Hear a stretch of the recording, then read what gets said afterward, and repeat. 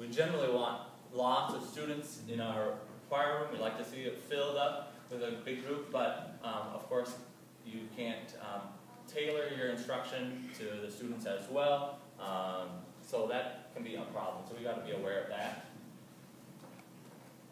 Even then with grading and assessment and feedback, things like that. When I was doing some teaching this spring, we did a large music theory unit, and it was an insane amount of papers because I was working with 60 students, and so to have give out 60 quizzes in a week and have to grade all those and whatnot, that's a huge, it's a pain in the butt, frankly, all right? But, so we want to be able to do that.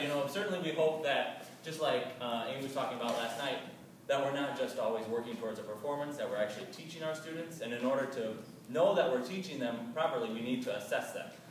And if you have a lot of students, unfortunately that can be a really difficult thing to do sometimes. So we kind of tend to shy away from that if we have too many students. The quality. Generally, more students is going to allow you for more opportunities. We can take a large group and break them down into smaller select ensembles or whatever to give them opportunities like that, but if you have a very small group to begin with, it's tough to do some of those things that maybe you would really like to do, but you need more bodies to do it.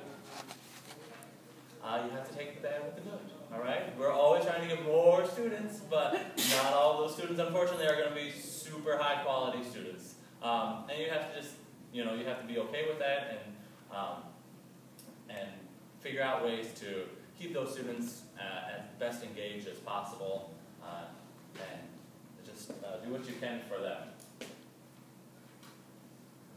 You can make slower progress. It can slow down things. Again, because you have so many students, it's tough to identify individual problems. So you might have the same thing happening again and again and again and slowing you down, things like that. So you have to be aware of that. We're usually wanting more, but it's not always the best. Also things for voicing, all right? You have a big group. I know like Pamela likes to try and do voicings with her group, so with her women's choir. You can really kind of get those voices placed the way you want them and whatnot. It's tough to do that, again, when you have 60 students in a choir or something like that, right? Versus a smaller ensemble. So there are some things that we have to be aware of, some concerns about our enrollment. Classroom management, of course, becomes a bigger issue with every student that we add in there, okay?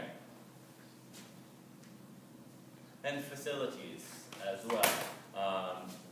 Regardless of whether you are a school, whether you're talking about performance spaces, with our children's chorus, we have been this year and the previous year out of our space that we were normally in, and so just finding rehearsal spaces and things like that have been kind of difficult, and finding performance spaces as well. Our performance space that we have used in the past was not unavailable, so you have to find somewhere else that's going to seat your audience and all of that thing, all of that. So again, as your enrollment grows, those things become a little bit more tough to manage.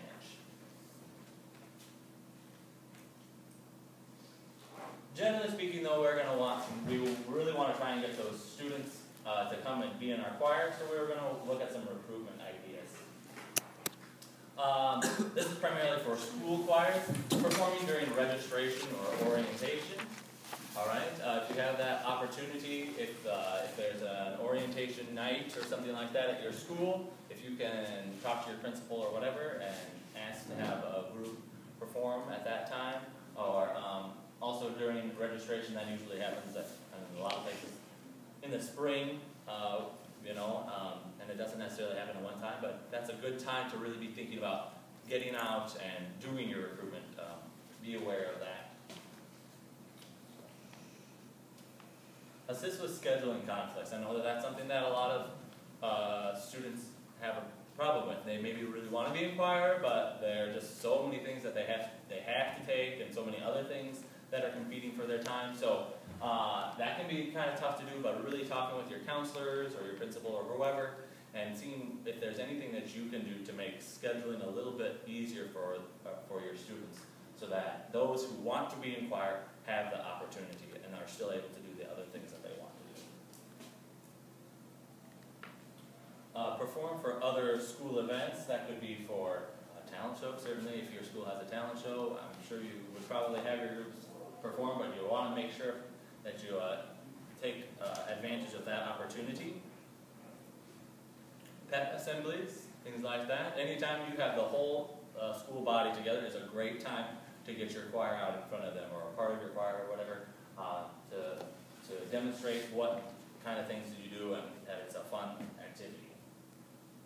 And sporting events, things just like singing the national anthem at a basketball game or whatever is always a good opportunity. Even if you're not performing at a school event, if you can advertise, if you can put something in the program, if they have a program, whether it be like your school play or whether they have programs for your athletic events, whatever. If you can get something in there, say anything about your choir, again, just that exposure, getting the name out there as much as possible. People see it, they get a little bit interested and are going to be interested in joining. I liked this idea. This is an idea I found somewhere else. Have choir students do something other than music. My favorite was this. Participate in a special athletic competition. So like take your choir and have them do a Saturday basketball tournament or something like that. I think if students see that, okay, choir students can do other things, that means other students can do choir, right? You know, it's often athletics or fine arts or something like that. Show them that it's possible to do, I mean, we're not doing them both all the time, but you know, it's like these choir students appreciate the value in getting out and playing some sports, having fun. That might encourage some of those who are more athletic minded or something to think about possibly being in choir as well. Participate in a community service project. Again, that's just kind of getting yourself out there, getting that exposure, positive exposure. You know, again, saying, you know, we do things other than just singing. It's not all about that. You know, often if you're going to be doing a community service project, you can really kind of advertise that, at least within your school or whatever. You know, get a lot of news going about that so that people hear about it. Another one is that's not necessarily for recruitment, but a good thing is if you can perform for a school board or a PTA meeting, that's always a nice idea to, again, show those people who are kind of in charge of that funding and things like that, what you are doing. Because one thing I think is a problem is that a lot of times our programs are judged entirely on our performances, which is kind of tough. So if you can even do something for one of these groups, besides just performing, show them really what the true value of your program is. The other problem is that, I think, which we'll talk about more as we go along, is that unless people are already interested in choir and music, they're not going to come to your concerts, right? So you need to go and find them where they are. So that might be an opportunity for that. Ask classroom teachers to promote choir. A lot of classroom teachers, general teachers, were probably in choir in high school or whatever, you know, and really loved it, had great experiences with it, you know. So ask them if they would to share with their students why they really enjoyed choir, you know, and how it fit in, you know. I'm not a music teacher now, but I really enjoyed choir. You know, that can mean a lot to students. Because when we're pushing it all the time, it's like, oh yeah, the choir teacher, of course. But if someone else is saying, yeah, you know, choir was a really nice thing. I don't know what happened. Hello.